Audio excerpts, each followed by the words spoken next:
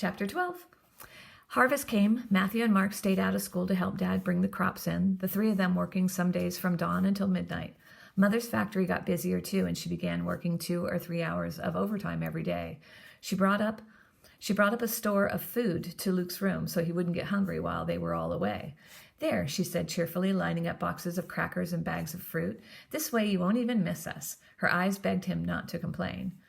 "Uh-huh," he said, trying to sound game. "I'll be fine." He watched the Sports Family house only sporadically now. What other proof did he need? What good did it do him to know about the other third child? What did he expect? That the other kid would run out in the backyard and yell, "Hey, Luke, come out and play."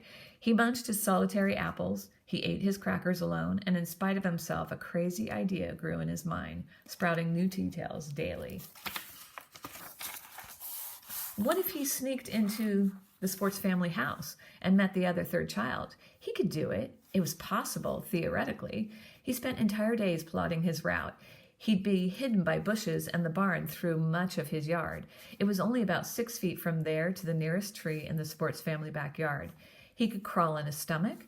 Then he'd be hidden by the fence the Sports Family shared with the Bird Brain family. All those birdhouses might actually help. After that, it was only 3 steps to the Sports Family house. They had a sliding glass door at the back, and on warm days, they'd been leaving it open with just a screen. He could go in there. Would he dare? Of course he wouldn't, but still. For the first time, he looked out the vents and saw maple leaves shot through the shades of red and yellow. He panicked. He needed those leaves to hide him on his way to the Sports Family house. If he waited too long, the leaves would be gone. He began waking up every morning in a cold sweat, thinking, maybe today. Do I dare?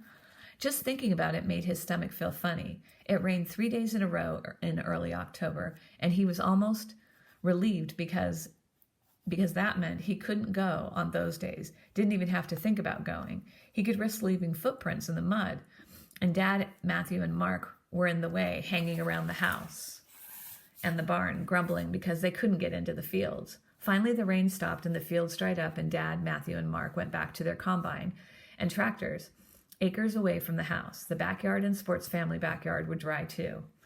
And it was warm again. The Sports Family left their sliding glass door open. The rain hadn't knocked all the leaves off the backyard trees, but the next rain probably would. On the 3rd morning after the rain, Luke's stomach churned as he sat on his perch, watching the neighborhood empty out.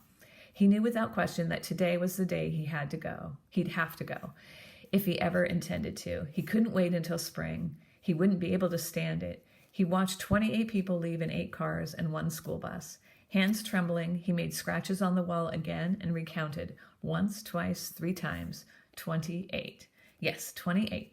Yes, 28. The magic number. He could hear the blood pounding in his ears. He moved in a daze off his perch, down the stairs and into the kitchen, and then out the back door.